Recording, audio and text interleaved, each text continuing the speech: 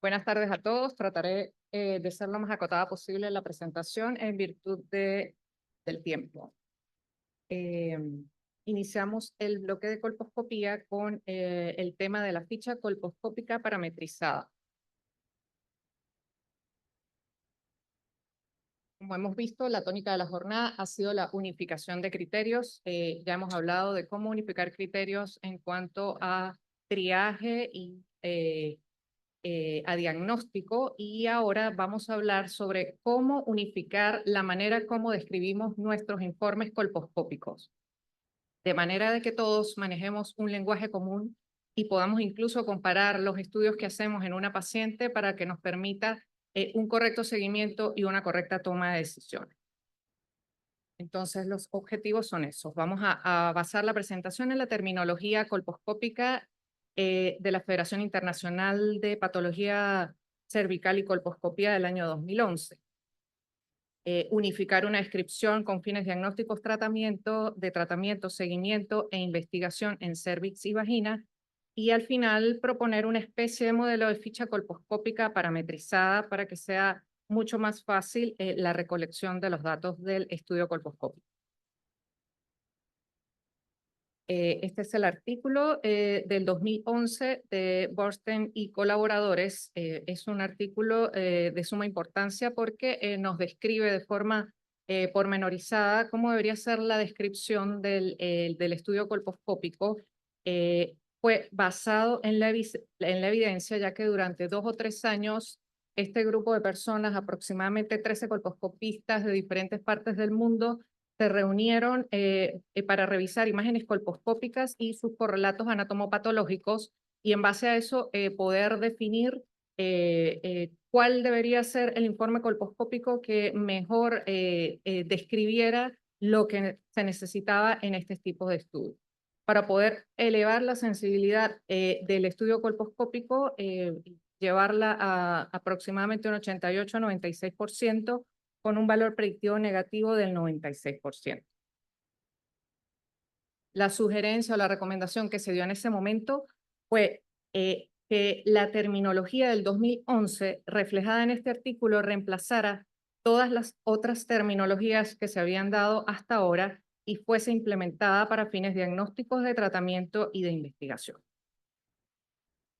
Entonces, nuestro informe colposcópico debería incluir los siguientes ítems: la evaluación general, la descripción de los hallazgos colposcópicos normales, la descripción, por supuesto, de los hallazgos colposcópicos anormales, haciendo su categorización o su diferenciación en grado 1 o grado 2, si es que son lesiones menores o mayores, los no específicos, aquellos que nos hablen de sospecha de invasión, y en la categoría de misceláneos se incluyen todos los hallazgos anormales que son al final considerados como benignos.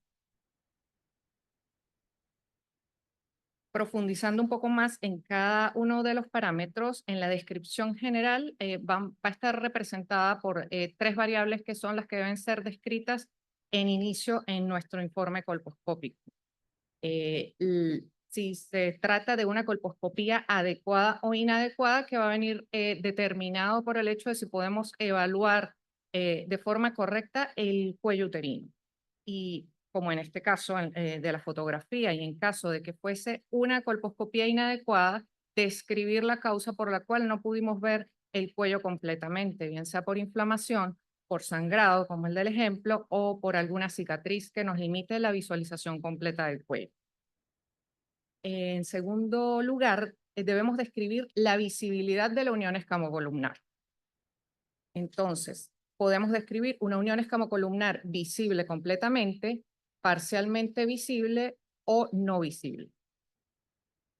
Y a su vez, como tercer ítem introductorio del informe, debemos agregar el tipo de zona de transformación, que puede ser tipo 1, tipo 2 o tipo 3, y que va a estar determinado por esta explicación que vemos en este diagrama. Es bastante didáctico, donde podemos ver que la zona de transformación tipo 1 puede tener o tiene un componente que es completamente ectocervical. Es completamente visible cuando colocamos el espéculo pero también puede tener un componente ectocervical que no necesariamente debe ser muy extenso, sino que puede ser pequeño o amplio. Lo importante es que lo veamos completamente. La zona de transformación tipo 2 tiene un componente endocervical que es completamente visible y puede también tener un componente ectocervical pequeño o grande, pero lo importante es que el componente endocervical de la zona de transformación pueda ser evaluable generalmente con la ayuda de una pinza o un endoscopio. Y en la zona de transformación tipo 3 vemos que todo el componente de nuestra zona de transformación es endocervical. No es visible y puede que tenga un pequeño o grande componente ectocervical, pero digamos, la mayor proporción de la zona de transformación es endocervical y no es visible. Esa es la característica que debe tener la zona de transformación tipo 3. Al describir estas características de forma introductoria, podemos hablar inmediatamente del nivel de confiabilidad que tiene nuestro estudio colposcópico, ya que nos dice si pudimos en realidad evaluar completamente el cuello o no. Y a su vez nos habla de la planificación del tipo de decisión que podemos realizar en esa paciente en base a los hallazgos y la zona de transformación descrita. También vemos que estos tres variables, aunque pudieran parecer que se solapan una de otra, son excluyentes, ya que podemos tener una una colposcopía adecuada con una zona de transformación tipo 3, donde no estamos viendo la totalidad del componente endocervical de la zona de transformación, pero con una unión escamocolumnar que, por ejemplo, pudiera ser parcialmente visible. Entonces, tenemos el adendum de esta eh, nomenclatura colposcópica que nos habla de la planificación de la decisión, del tipo de decisión que debemos realizar en base a la zona de transformación descrita y que nos permite igualmente categorizar las decisiones en tipo 1, tipo 2 y tipo 3. Siguiendo con la descripción, pasamos a los hallazgos colposcópicos normales, donde podemos describir si se trata de un epitelio escamoso original, que puede ser maduro o atrófico. Si el epitelio endocervical, entonces es ectópico, o si nuestro epitelio escamoso metaplásico presenta quistes de Nabot u orificios glandulares. E igualmente si estamos ante un caso de una decidosis en el embarazo. Los hallazgos colposcópicos anormales, entonces, deberían ser descritos de la siguiente manera. En inicio, escribir la localización del hallazgo colposcópico que estamos viendo. Por ejemplo, un epitelio aceto blanco. Para esto, entonces, lo que nos sugieren es la descripción de la localización, inicialmente diciendo si está fuera o dentro de la zona de transformación. Por lo menos en la foto tenemos una zona de transformación que pudiera ser una zona de transformación tipo 2, donde tenemos un epitelio aceto blanco que está fuera de la zona de transformación. Pero para dar más detalles sobre el hallazgo colposcópico anormal que tenemos, entonces debemos usar la ubicación de la lesión según las agujas del reloj, según las agujas del reloj.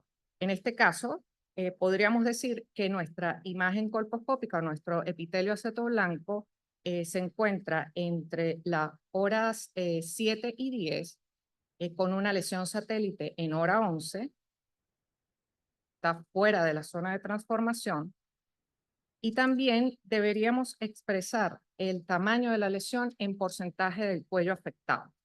Entonces, allí dividiríamos en cuadrantes y más aproximadamente podemos decir que esta es una lesión que abarca un 25 a 35% del cuello si tomamos en cuenta que estamos dividiendo los cuadrantes 25 en 2. Luego, definir si se trata de un epitelio acetoblanco fino o grueso. Y en esta parte del informe deberíamos hablar también de hallazgos que ahora se consideran no específicos, como era la leucoplasia, que anteriormente estaba más relacionada con lesiones de alto grado, pero que en la actualidad sabemos que solo se corresponden con lesiones de alto grado en un 25% de los casos, por lo cual pasó a mantenerse como un hallazgo colposcópico anormal, pero de tipo inespecífico, al igual que la tinción con lugo.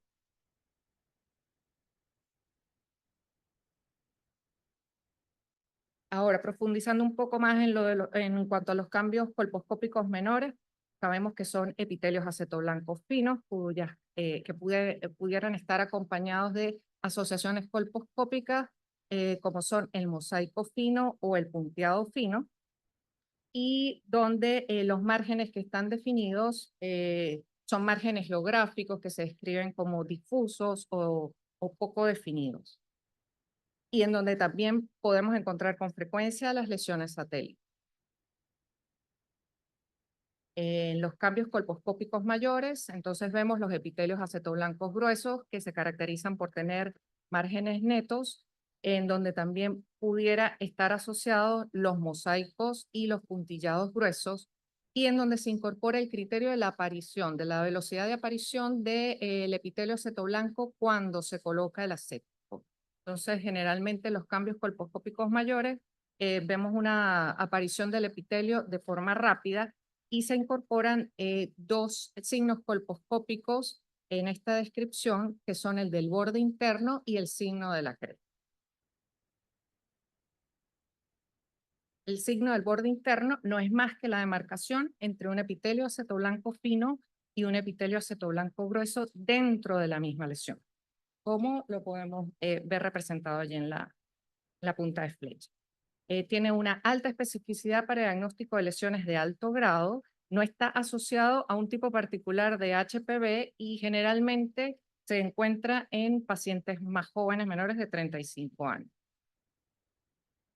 En cuanto al signo de la cresta, está definido como una protuberancia opaca, una especie de lengüeta que podemos ver en la zona de transformación donde tenemos un epitelio acetoblanco y que es iodo negativa cuando colocamos el Lugol. También tiene una alta especificidad para el diagnóstico de las lesiones de alto grado y está asociada a pacientes jóvenes, más que todo porque se ve en zonas de transformación tipo 1, que es más habitual verlo en pacientes jóvenes, y asociado al HPV-16. En cuanto a los hallazgos, siguiendo con la descripción de los hallazgos colposcópicos anormales, cuando tenemos sospecha de invasión, entonces se consideran aquí las zonas con vascularización atípica, con fragilidad vascular, con superficie irregular, lesiones exofíticas con zonas de necrosis o de ulceración. Y así debe ser descrito en el informe colposcópico. Y dentro de la categoría de misceláneos, entonces agrupamos todas aquellas características colposcópicas benignas que incluyen los pólipos, la zona de transformación congénita, condilomas, inflamación, si se trata de un cuello estenótico, si hay imágenes sugestivas de endometriosis, anomalías congénitas o sinequia. Brevemente recordar que en esta nomenclatura también se ha incluido la terminología de la vagina. Sabemos que en la vagina no hay zona de transformación, pero toda la demás descripción que aplica para el cuello aplica igualmente para la vagina y la única característica que deberíamos agregar sería la ubicación de la lesión, en tercio superior o 2/3 inferiores, y si se trata de la pared vaginal anterior, posterior, derecha o izquierda. El año pasado desarrollamos en la Fundación Arturo López Pérez, junto con la unidad de diagnóstico, un modelo informe colposcópico con la finalidad de, digamos, garantizar que el informe tuviera todos los ítems que ya les he descrito hasta ahora, también con fines digamos, tener una base de datos que nos permita desarrollar trabajos de investigación y ser mucho más fácil la ubicación de los datos. Y bueno, también para que a uno no se le olviden tantos datos que hay que analizar cuando hacemos la colposcopía. Igualmente para ganar tiempo, ya que ustedes me dirán, bueno, pero con todas las cosas que tenemos que evaluar o describir, podemos usar los 20 minutos que están destinados para hacer la colposcopía. Entonces, este modelo informe colposcópico pretende quizás agilizar un poco y hacer eh, eh, más efectiva la recopilación de la información. Simplemente incluye todos los datos que ya les he ido discriminando a lo largo de la presentación y para hacerlo más práctico, he traído un caso clínico donde podemos poner en práctica el informe colposcópico. Tenemos esta imagen.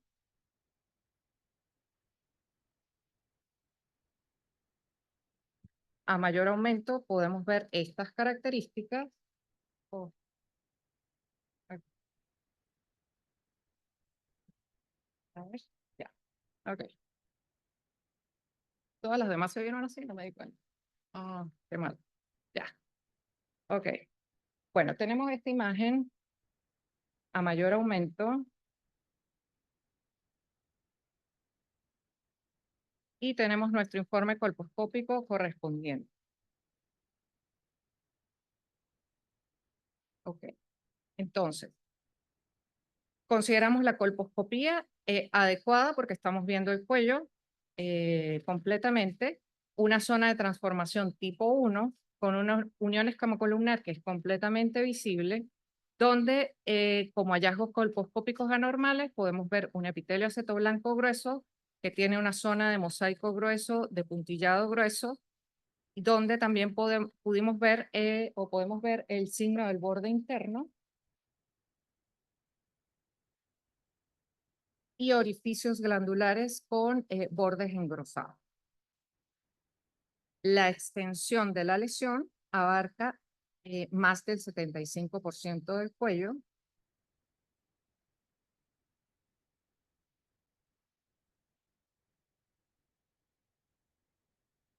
El test de Schiller en este caso no se realizó. Como sospecha de invasión, pudimos ver una superficie irregular en algunas zonas del cuello y para ubicar la lesión podemos valernos del diagrama que tenemos allí o podemos simplemente también describirlo directamente. No se vieron hallazgos varios en esta colposcopía. La lesión ocupaba los 4 cuadrantes del cuello y es una colposcopía sugestiva de una lesión de alto grado, por lo cual se tomó una biopsia de exocervo. De esta manera, entonces, tratamos de hacer una aproximación a lo que debería ser el informe colposcópico ideal, que ojalá todos pudiéramos asumir para entendernos mejor en lo que es el seguimiento y diagnóstico de nuestras pacientes. Gracias por la atención.